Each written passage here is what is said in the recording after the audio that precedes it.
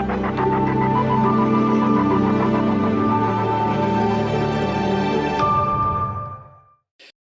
afternoon and welcome to this IORMA expert panel discussion on the future of healthcare technology and the societal, technological and economic drivers that will shape that future.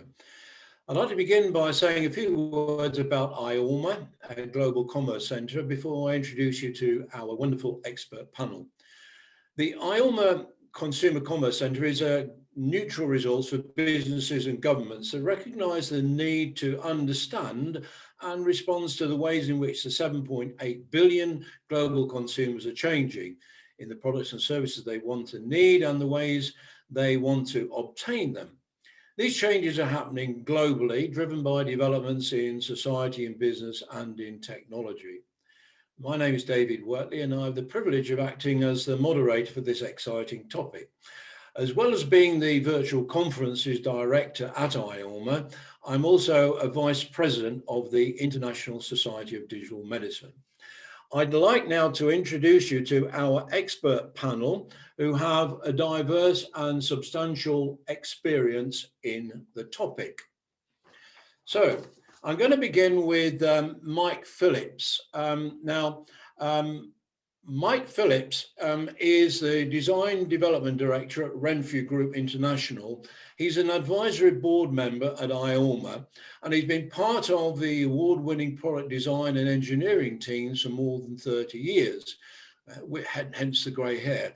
And he has substantial experience in the design and development of medical devices. Lucia Panese is CEO of Imaginary SRL. They're based in Milan and they're one of the leading European serious games companies. Lucia is a mathematician by profession. She founded Imaginary in 2004 and she's been responsible for securing 30 European funded research and innovation projects, focusing on a diverse range of applications, which include serious games, gamification, virtual reality, particularly for e-health, training, and behavioral change. Dr. Ian Campbell is Chief Business Officer at medical research charity LifeArc. He's responsible for LifeArc's business development and partnerships, a key component in its purpose of accelerating the translation of life sciences innovation into benefits for patients. Prior to working at Innovate UK, Ian was Chief Executive of Diagnostics, a company developing and commercializing immunoassay tests for cancers of the urogenital tract. A graduate of University of Glasgow, Ian holds a PhD in biochemistry. Moving on now to Faz Chowdhury. He's the founder of Nimora Pharma Limited and Nimora Medical Inc., a NASDAQ listed company. He's served as CEO and chair of the board of Nimora Medical since 2013. He's got over 20 years experience in the pharmaceutical and medical devices industry, taking products from concept to commercial launch. He's a sole inventor of an impressive more than 100 granted and pending patents across 15 technology platforms within the medical device and pharmaceutical sectors. And he's authored textbook chapters on nanobiosciences for both Wiley and Elsevier. And finally, Dr. Leon Eison, he's the founder and CEO of Oxytone Medical. Dr. Eison is an inventor, entrepreneur, and executive with over 15 years of experience in medtech. His work in the development of medical-grade wearable technologies has been inspired by his personal experiences of healthcare with his family. His Oxytone device was the first wearable pulse oximeter to be granted FDA approval in the USA. I'd now like to begin the panel discussion by sharing some health technology infographics to illustrate some of the underlying societal, technological, and economic drivers behind healthcare technology development. So I'll just load up the slides.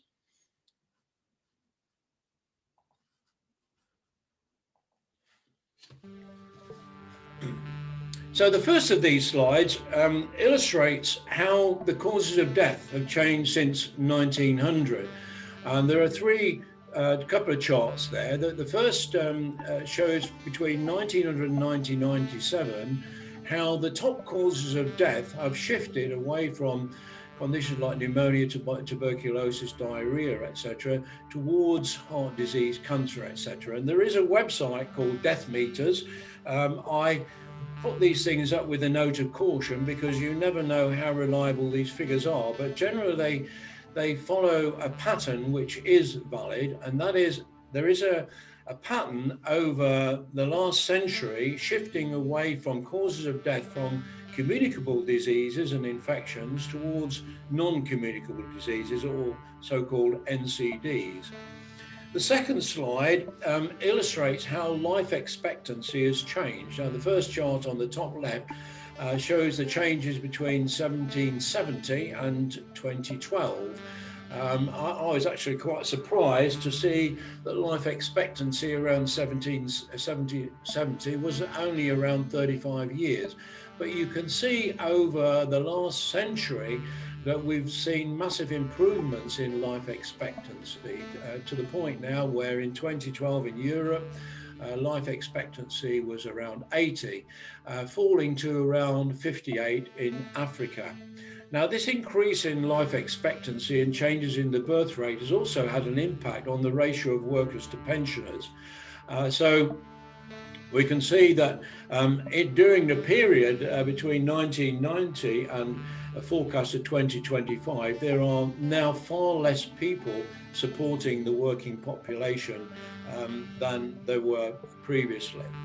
And with the aging society, there comes a burden of costs, which, as you can see, is very, very high in the USA, but also quite high in other countries. So as we're getting older, we've got less working people to support the elderly population and bearing a bigger burden of cost. So this is something that economically is something of a problem. And we've seen in the UK, certainly, how that has resulted in changes in the retirement age.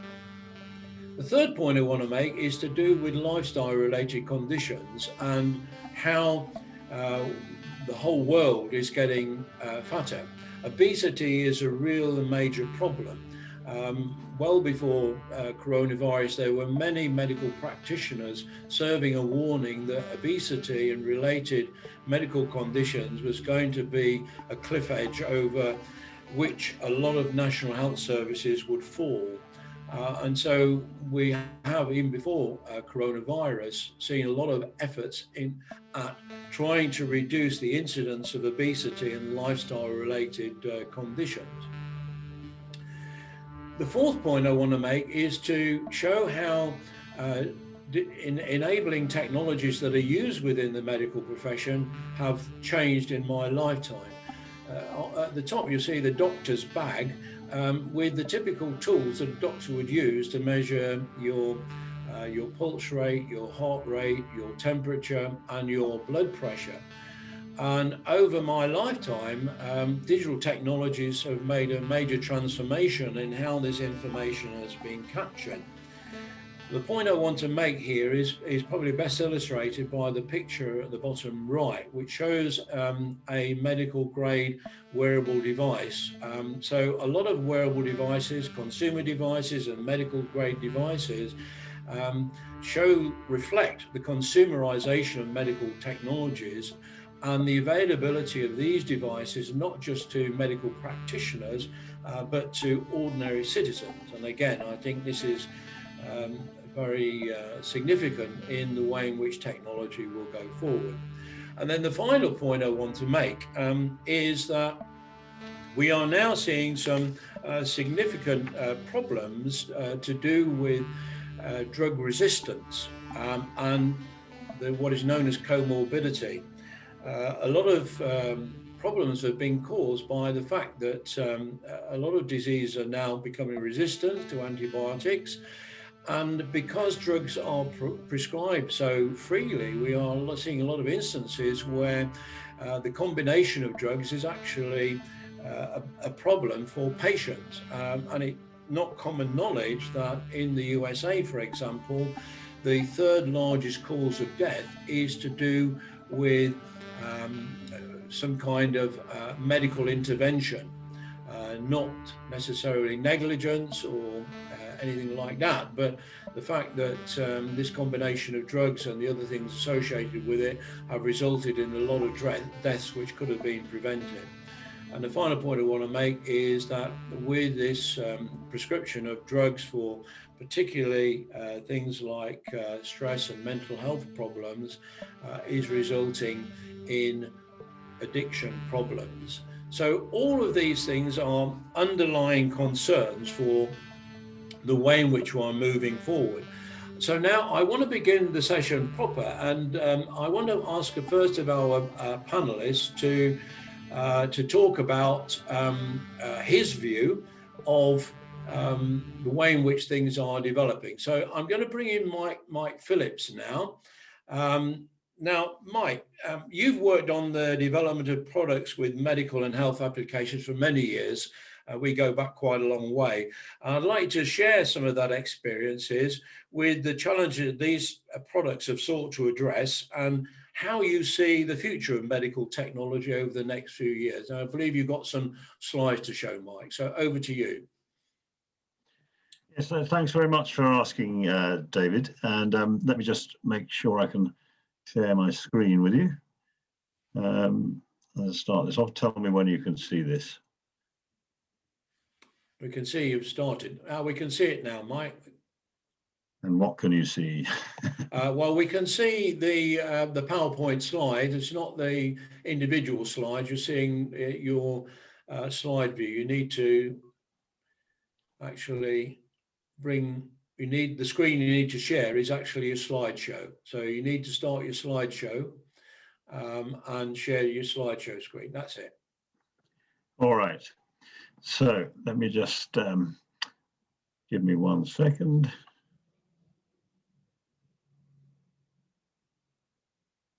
Bring up my notes.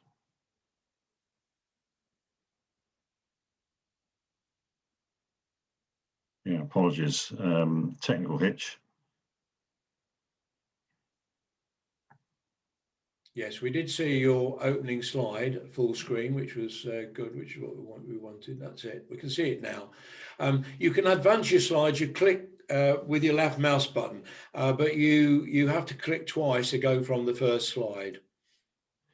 Yeah, okay. Well, unfortunately, my notes are not visible.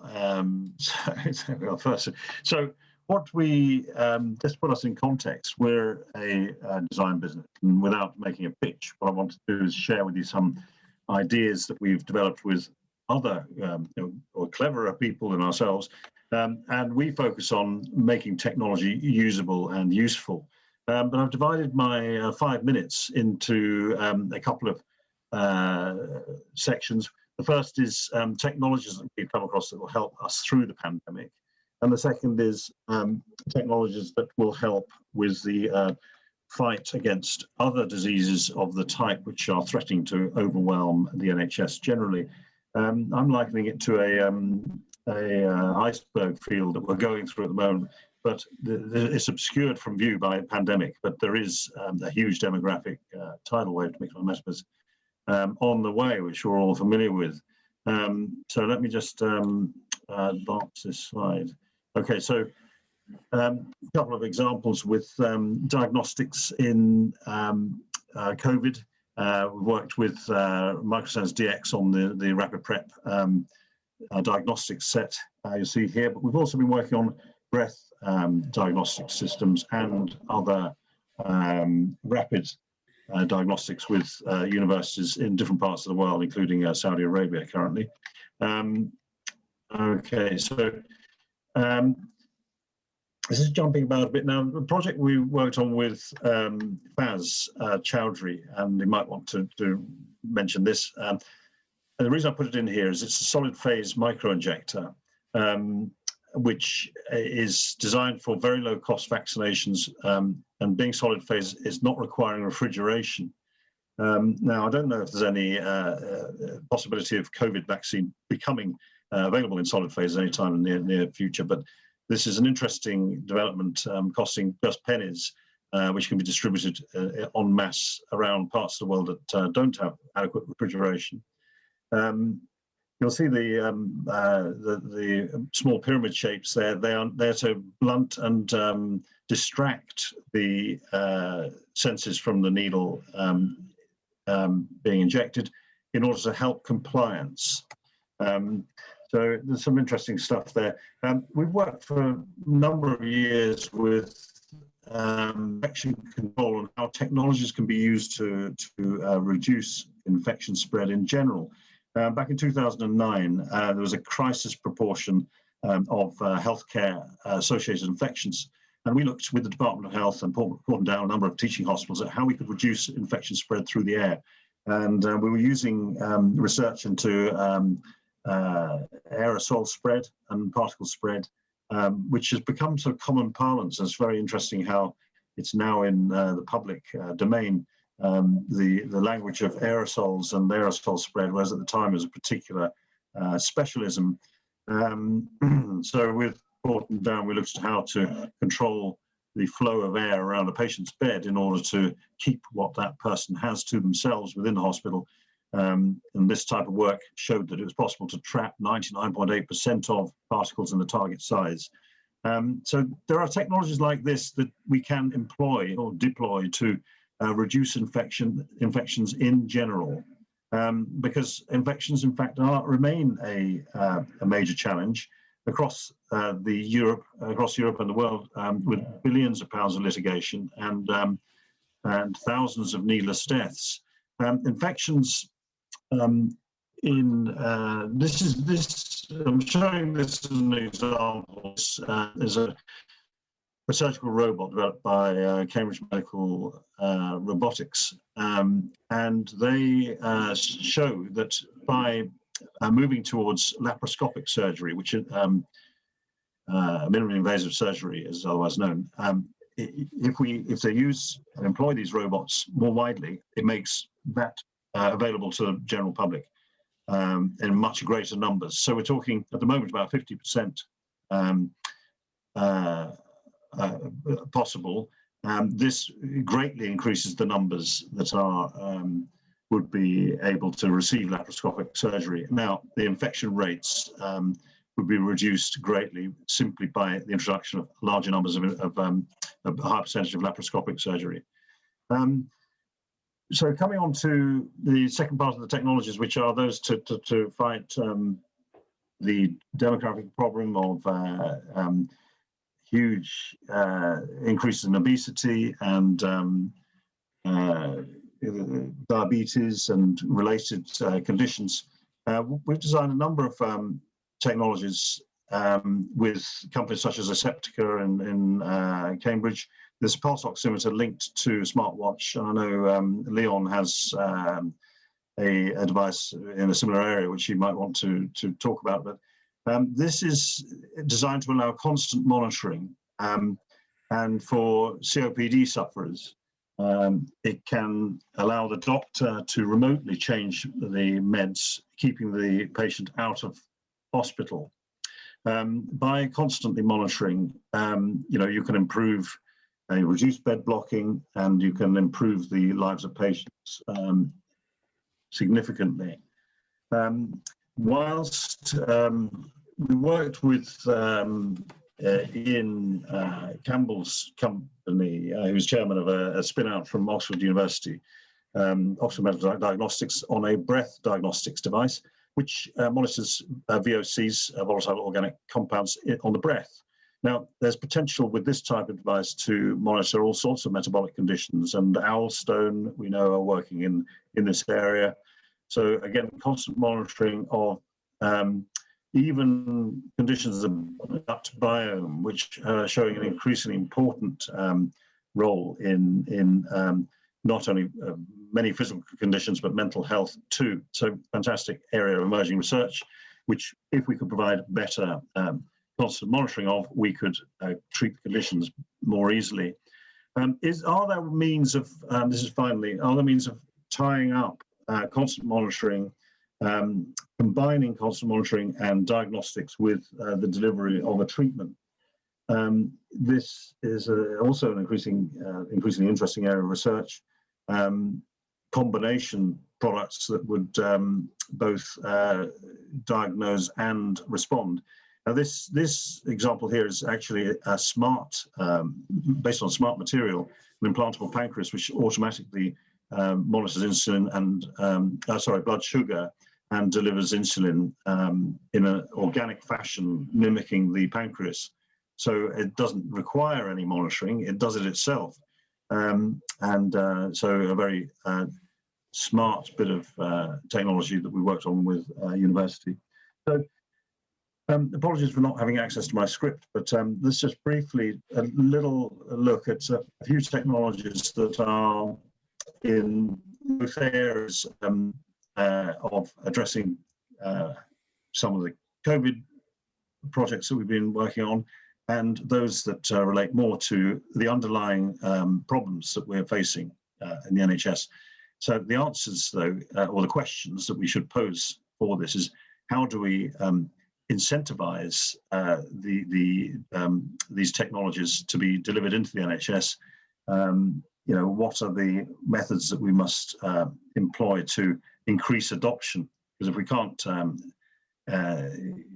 improve on the average of 17 years to deliver an innovation into the NHS, we're in trouble. So we need to ask that question. Maybe we can leave that to the panelists. I'm going to pass on now. I'm not sure if we're going to Faz next, but this is a slide from Faz's website about future of diagnostic technology, and I know he's got some interesting examples too to talk about. So I'll finish my presentation at that point and hand over.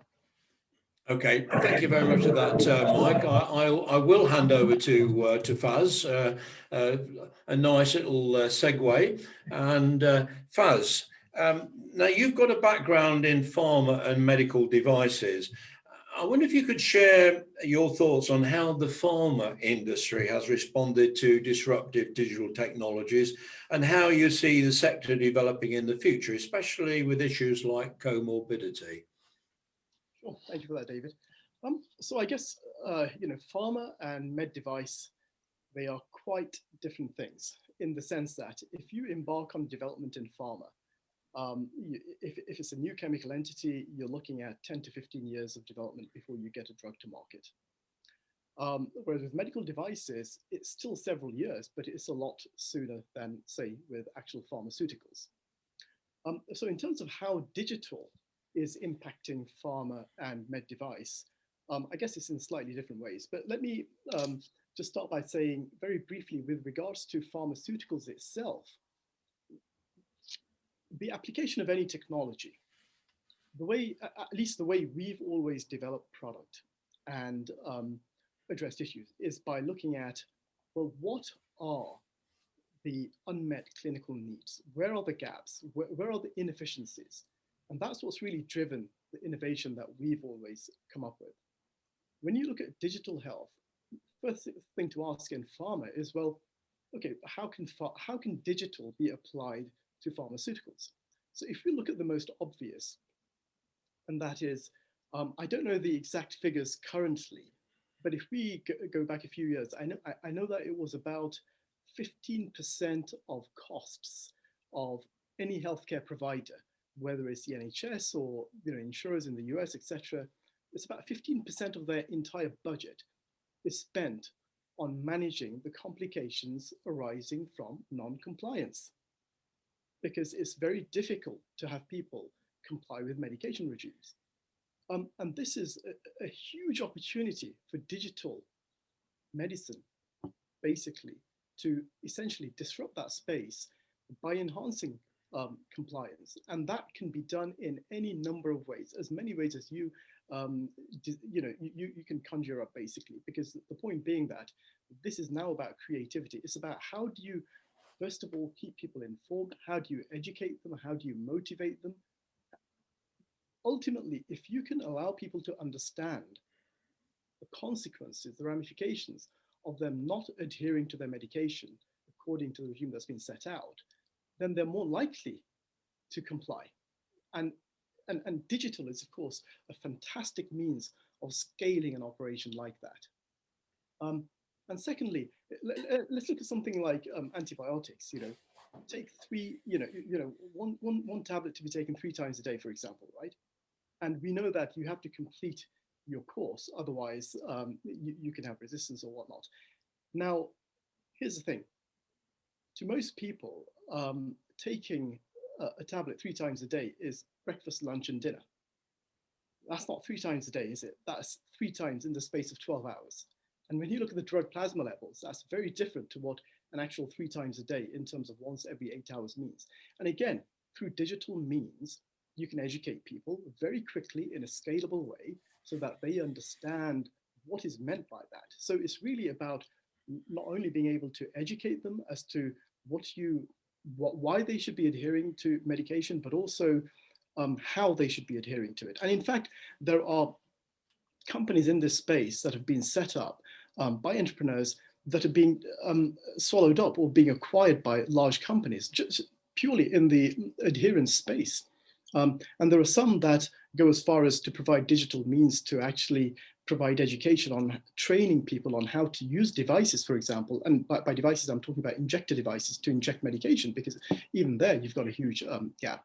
So in terms of one of the areas that we've worked on, because you talk about comorbidities, and there's probably nothing worse than diabetes in terms of the sheer number of complications that can arise.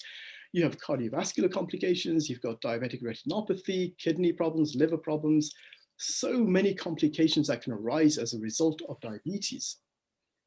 Ultimately, if you can nip it in the bud, because I have to park aside the type 1 space for a moment. It's a highly specialized area, and it's got to be managed in a certain way. But in the type 2 space, where almost 90% of people with diabetes have type 2 diabetes, the great thing, if there ever was a great thing about a disease, but the great thing is that you can actually reverse type 2 diabetes, even for those on insulin. And digital healthcare is beyond doubt disrupting this space through a combination of measuring. So like, for example, one of our devices, you apply it any time, any day you wish, for example. It's a daily sensor, and every 5 minutes you get a glucose reading sent directly to your smart device. That's a tool. That's just an empowering tool. It's there to give you information on which you act. But the reality is, through a combination of these additional tools, what you're able to do is that one word, which is empower a patient by educating them, by making them understand more about the implications of their lifestyle, their activities, their diet, etc., on their disease condition. And importantly, what the long-term consequences can be of them not adhering to a certain diet or exercise regime or even medication. That is ultimately what gets behavioral change, leads to behavioral change. And in the space of diabetes, where, again, a huge amount of healthcare budgets are spent on managing the complications of diabetes, whereas in the past, you had people, you had individuals going to see the diabetologist or clinician once every 6 months or 4 months for a 15-minute appointment.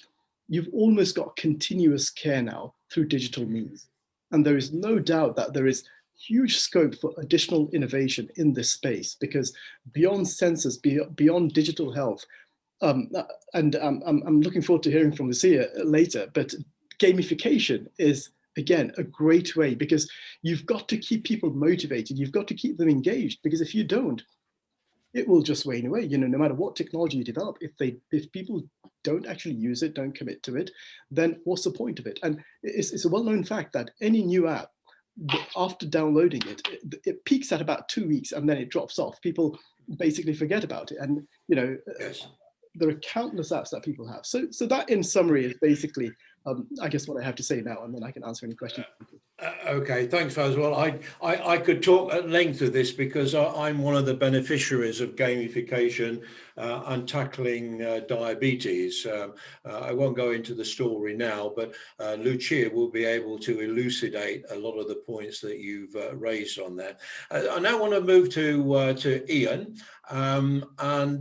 Ian, you were an interim executive chair at Innovate UK, and in your time, you were an advocate for bold and disruptive innovation.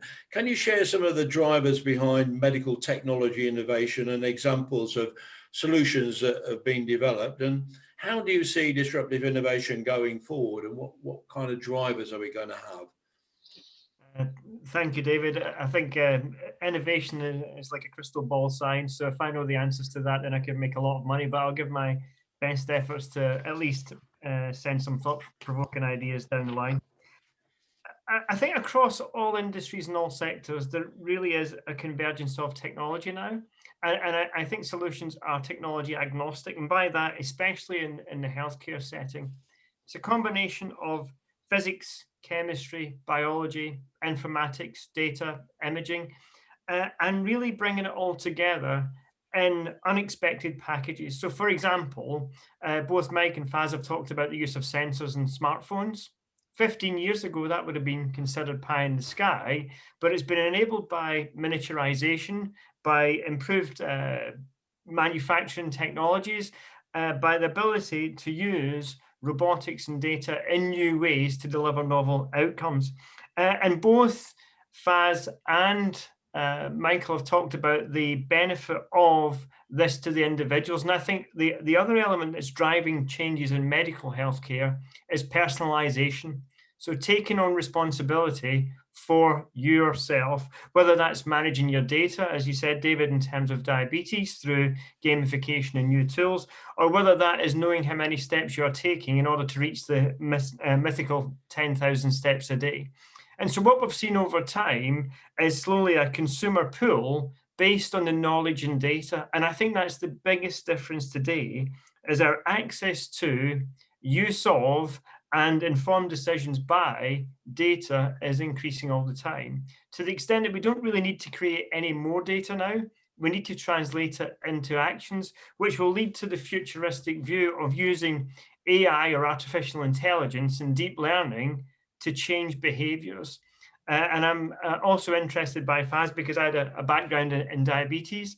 And I think really one of the unmet needs of scientific research is how do we understand human behavior and human decision making, and using deep learning to understand why we choose to adopt certain lifestyles, why we prefer to eat certain foods, why we don't exercise, ultimately will lead to behavior change. And I think what we've heard is that there is increasing comorbidity. Blood pressure is increasing, obesity is increasing, diabetes accounts for a huge proportion of the NHS budget. And we don't have a national health service. We have a national illness service. And what we want is a national wellness service, because that's how we translate it. And we can do that through using data, technology, integration, and changing behaviors. Because if we could get enough diabetic patients off their insulin or off their metformin, we can use that budget to treat diseases that are otherwise not preventable, such as certain types of tumors.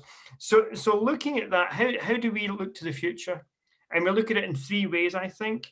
An increase in the use of digital technologies more broadly, wearables in particular. Also to look at how we maintain our physical wellness and our mental well-being through, for example, Lucia's talk on mental health gamification. And then also, how do we use remote monitoring in a different way? So we know, for example, pollutants in the environment cause certain diseases. So how do we integrate that technology to make sure that we can prevent the disease burden increasing? But ultimately, where digital technology is moving and new medical technology is individual responsibility for their own well-being, driving that speed to adoption. And adoption might not be via the NHS. It might be via buying something at Amazon or Boots or at Tesco, because I think what we're seeing with the personalization is also the consumerization of medical technologies building into smaller, smarter, more nimble devices aimed at keeping us well rather than measuring how ill we are. And I think, David, I'll stop there with that. Well, I couldn't agree with you more. And I could talk at length on my own experiences in this space. I will say just one thing, though, about the use of wearables and gamification and tackling diabetes, is that I learned through my own personalization of my own health management, that it's actually the diet which is the biggest factor. I walk 10,000 steps every day virtually for the last 7 years, but I've seen the benefits of that in losing 21 kilos in 3 months. But I did learn. Can I ask a question? I think it's about the decisions you make around the diet rather than the diet itself, because you're consciously making a decision. And I think that's where the influx of technology will help us greatly. Well, it will do. And again, we could debate about this for hours, but I want to give the other panelists a chance to share some of their stories. So it's probably a good point to introduce Leon. Leon, you've had a lot of experience in developing a wearable medical grade device for monitoring health, and it's a device that can be extremely useful for a variety of conditions, particularly with telemedicine and telehealth in today's environment. And you've also been through the process of getting FDA approval. Now, how do you see wearable technology developing, and what kind of drivers do you see behind the development of these technologies? Hi, good afternoon, David. A very good question. Actually, we developed world first FDA-cleared wearable technology that resembles hospital-grade medical devices. And it's no surprise that FDA doesn't have any difference between wearable, not wearable. FDA consider all devices like medical devices. So it's no surprise that we had to make device, to develop device, to keep all documentation, to make all clinical trials following the FDA guidances that is common for all medical devices of this class. So we started with this in mind, and we started, for example, in 2010 when all of the world was busy with wellness devices like Fitbit and something like this, Garmin. And from the day one, we started to collect all the data specifically with FDA clearance and CE mark certification in mind. So this way it was very easy when we came to the final trials, and we succeeded to make all needed documentation for the device and technology. We won FDA clearance quite quickly. The main issue, the main process, again, it's the same for all medical devices. There is no category called wearables. But today, because of FDA just pronounced some easy way for clearance, for certification, it appears two interesting development. First development for devices like Oxytone did, it's a medical device. So we take all device like medical device, all together, algorithms, sensors, hardware, software, everything. And we apply like any medical device, like Nonin, like Massima. So it's the same grade like you can find devices in the hospital. But there is another way. This way, Apple, Fitbit, and recently Samsung explored it. And these, they do not ask FDA for medical device because they can't. It's not medical device, it's wellness device. They ask and apply for FDA for application. So they develop application that use sensors embedded into this non-medical device, and they receive receive FDA for specific application dedicated for sleep apnea or some specific disease. And this creates some difference between complexity and market for these two processes. First process, when we're talking about medical devices, this is today mostly focused on B2B market. So I'm hospital, I want to have medical device like I get used to, like I have Massima. And today, because many wearables processes driven by home, hospital at home initiatives and movement. So hospital moves some of their bed to the home and license some beds from telemedicine, telemonitoring companies, home beds. They still looking for medical devices to use for patients at home, and this way they could introduce distributed care on the same hospital grade level. From other side, all these wellness companies and wellness devices, with their wellness devices, they trap themselves into B2C market because they apply directly to consumers. And they sell these devices for wellness market for consumers. Because, for example, if I, like physician, has patient in acute stage, and it's very critical to have very accurate data, and you can have accurate data from the full medical device, fully certified, for not so acute stage, for not so critical patients. It's not critical to have some wellness devices that deliver some assessment of the state, patient health state, and that's enough. So here the outlook of what happens today in the market. And the main drivers of the market, it's first of all, again, it's a move hospital to home, and this is what driven by COVID-19. Hospital admission cost, fee for value services, and one of the most important category of drivers, what I think, is patient's voice. We're talking a lot with patients, and patients all the time 1-2 steps ahead of all technology and all requirements. So they want something that is not reimbursed, but this is, we come to behavior change now. So to change their behavior, we have to deliver something what they're looking for, and something that delivers them to show the progress and to keep the progress of their disease. Yeah, and so this is the main problem.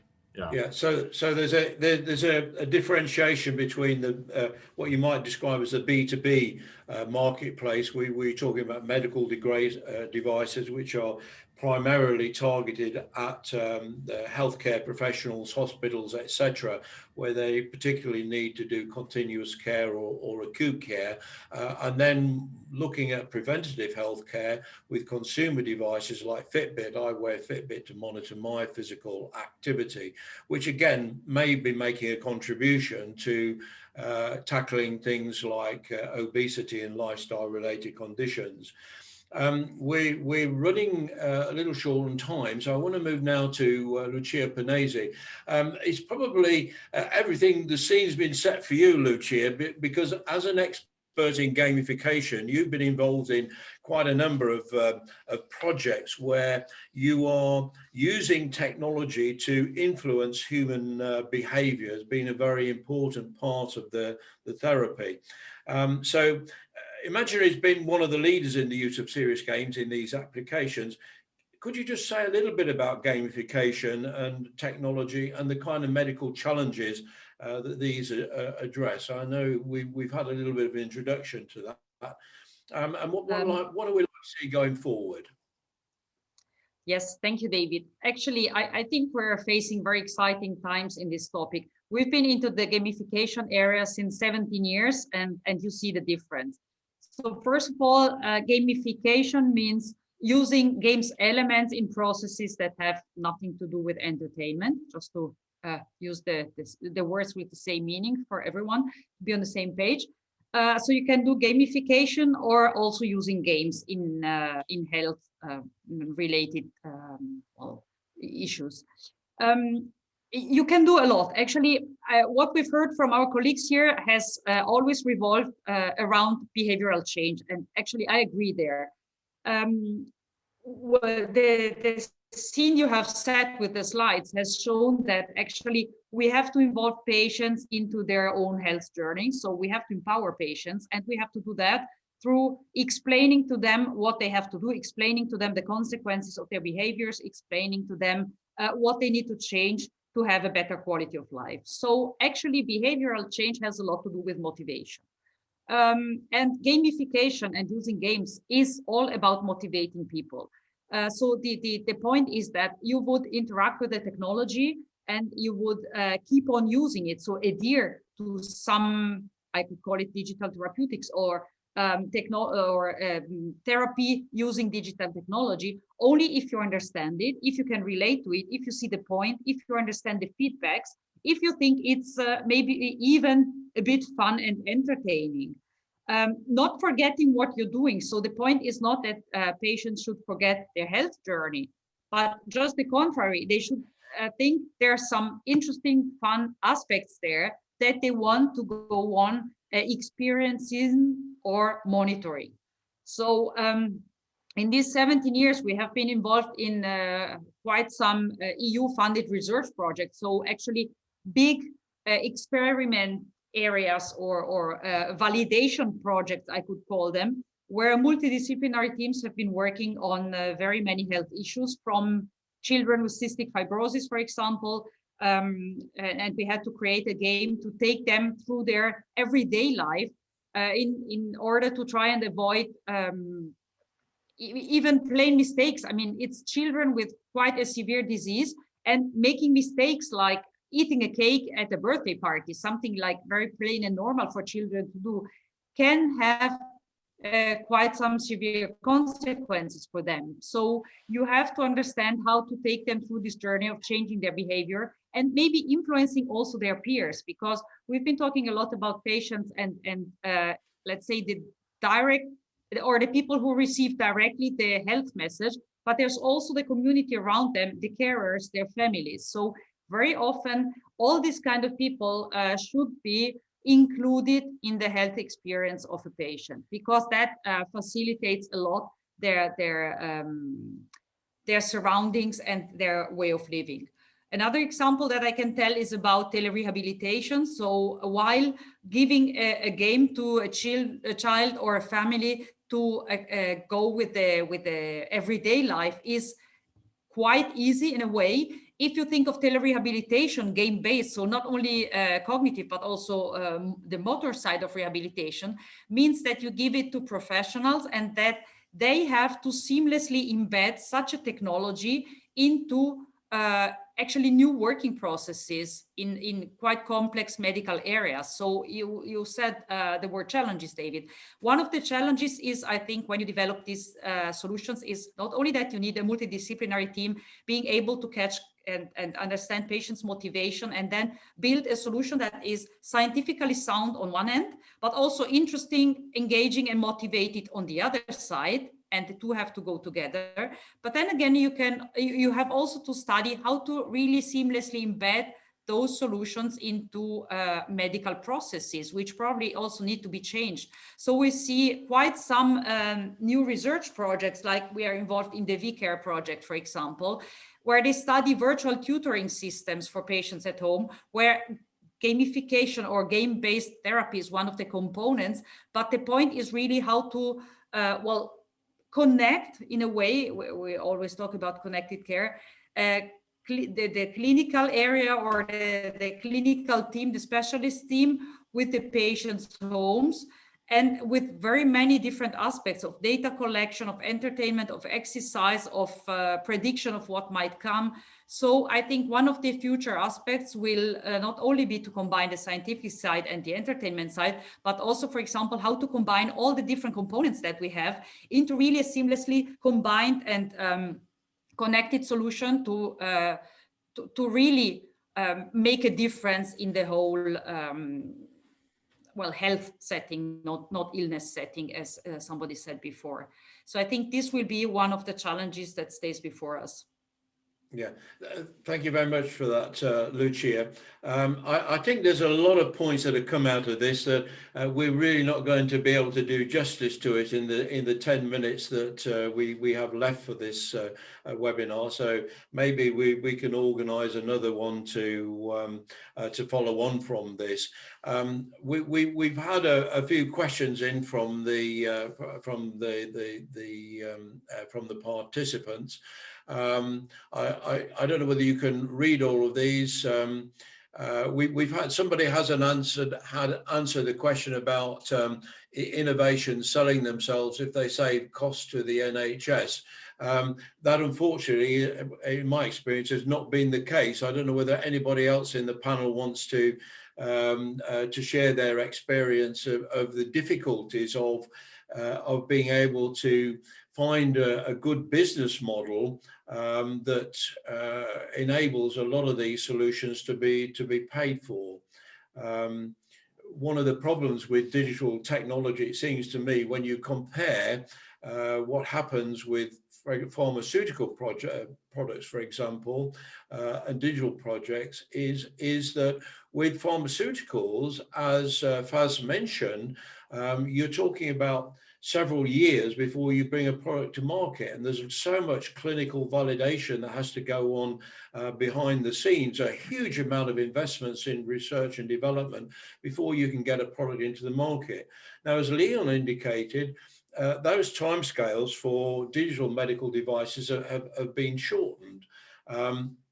But the problem with digital devices, a lot of them, is because the technology changes so rapidly and hardware and software can be enhanced very, very, very quickly. You might get approval for a medical device, for example, virtual reality headset and some digital therapeutic applications, which you could validate the clinical benefit of these devices, and then a year later another VR headset comes out and there's some enhancements with the software. Do you have to go through the same process again?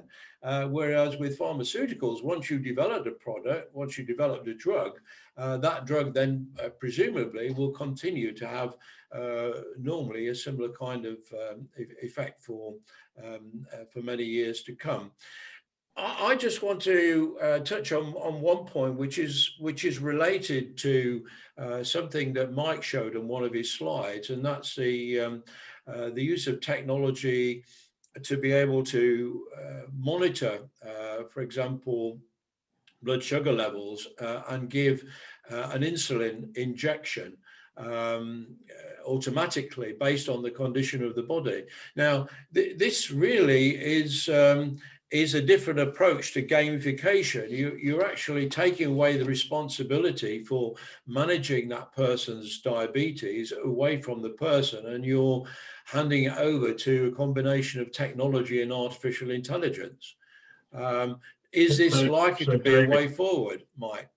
So David, in that case, surely it's suitable for type 1 rather than type 2, where type 2 requires behavioral change predominantly, whereas artificial pancreas and other serious interventions like that, implantable devices, is really aimed at type 1 diabetics. Yes, yeah. So going back to the agenda of how do we get these technologies into the NHS, which has been talked about for so many years, it feels to me the one thing that's missing is the link between prevention and a sickness service versus a prevention service. So unless there's Treasury oversight and at least a cross-party agreement on this, you've got to get it beyond the 4-year term, or you haven't got a hope of linking up care, prevention, and sickness service.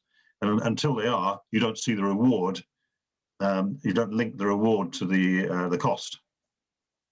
Yes, yeah. So in other words, the political system is a barrier because it encourages short-termism rather than a longer term. Very much so in the UK. And I don't know how that compares to any other experiences, across Europe. Lucia or Leon might comment. Lucia, we talked the other day about the Italian healthcare system and about who pays for example, you have a product which is called Rehabilitate, and this is designed to enable people to have personalized rehabilitation programs, for example, from stroke, Parkinson's disease, etc. It uses gamification, it monitors people's physical and mental performances using technology. And it not only allows these interventions to take place within a clinic, it also allows qualified physicians to maintain these, to monitor these interventions in a person's home. The challenge is, who's going to pay for it? So what's your experience in Italy, for example, for a solution like that? Well, Italy is, well, unfortunately not the main innovation country, but anyway, the experience is that anyway, the ministry is struggling to find solutions, and right in these weeks, very many specialist group in ministries are writing regulations on how these kind of technologies can be reimbursed. So talking about televisits, telemonitoring, telerehabilitation, and so on. And actually the idea is that they should be reimbursed in the same way as one-to-one visits. So this would be great because, of course, such a technology makes it scalable, because if you think of telerehabilitation, it makes the system scalable, while a one-to-one relationship of the therapist with the patient is not. And if it's reimbursed, then it means that the specialists are paid by the system.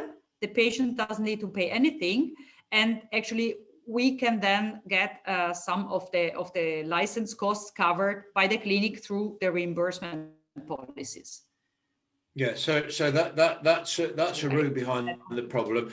What about insurance companies? You know, there's obviously benefits. If you take an example from the motor industry, with companies who are giving discounts and bonuses on motor insurance by having a device fitted in the car which monitors your performance. Are we going to see similar things being used within the insurance industry? So, say for example, Vitality have a relationship with the Apple iWatch, where you can get a cheap iWatch and you can get discounts on your health insurance if you prove that you can do the relevant amount of exercise. Is this going to be a way forward? We've only got 2 minutes. If it can be linked to incentive to reduce eating cake and Mars bars, how do we do that? Well, this is the challenge, and also there's no limit to human ingenuity, of course, and there's no and it's quite possible that people who are rewarded for doing 10,000 steps every day will fit their device to their dog and send their dog off running around, or give it to another person. You know, there's human ingenuity finds a way around all of these things. Now, I'm really so sorry that we are coming to the close of our allotted time, and I don't think we've really done justice to the topic. We could talk far more. There's so many issues that come out of this, but just give 30 seconds to each of you just to make any final comments, starting with you, Mike. Yeah, right. Okay, my point really is that sugar is as powerful, as addictive as heroin. You know, we need some really strong behavioral prompts to be able to overcome that. And I'm interested in how technology will help us with that level of behavioral change, AI or otherwise. Thanks. And you, Faz? Yeah, no, I think there are a huge number of opportunities in healthcare in terms of digital interventions. And with regards to getting them adopted by either payers, whether they be insurers or healthcare providers, you know, there are 2 routes. One is that you validate it in conjunction with them, and the other is you validate it independently. Because if you've got 1 million people adopting your system and they're loving it, then it will be, you know, it will get noticed, put it that way. Can have a major impact. Ian? Yeah, I think mine would be more of a question, which would be if we were willing to share our data in the hope that our children and our children's children benefit from our mistakes, would we be willing to give our health data over so that it would be interpreted? That's a very good point. A very good point. Leon. Yeah, I'd like if you can share next time at next webinar, how did you make your behavior change and lost your weight, and what role wearable played in this your behavior change incentives? Well, I'd be more than happy to share that. It would probably take 1 hour, but I will make the point is that this is not a short journey. You know, I lost 21 kilos in 3 months. And this was great while I was living at home. I was in control of my own lifestyle. As soon as I found a partner and lived with my partner, a partner who enjoyed a glass of wine and some nice food, the resolve wore off. So it depends on many different factors. It's not just a question of education and being able to see what data there is. There are many other factors involved. And one of the biggest challenges, I think, is the fact that there is, as an engineer, I'm interested in what you call the hysteresis. There is a time lag between bad behavior and when the chickens come home to roost. And so this is one of the problems, is that if you eat that chocolate cake, the bad results are not immediate. They only appear over a period of time. This is difficult. Lucia, final word to you. Yeah, final word is, I think we're just at the beginning and we have great possibilities, a great potential with a lot of technologies. But the main thing is, don't design them only with the specialists, but always involve patients in co-designing the solutions. Only then they will be good. Yes, absolutely true. I certainly concur with that, Lucia. So now we've come to the end of our scheduled time. I just want to thank all our panelists for their insight, and I just apologize that we didn't really do justice to the topic, but I'm sure we will be able to follow up with another event and discuss in more detail some of the issues that came out of our conversation. So now, as I close the event, I'd just like to remind all our delegates that when you log off, you will be presented with a feedback form, and we very much appreciate it if you would fill in that form. I'm sorry that we didn't get around to answer the questions in any detail, or what comments have been made in the chat. But we will try and rectify that in a future event, I'm sure. So thank you very much, one and all. And I wish you all of the best in your activities, and hope to see you in a future event.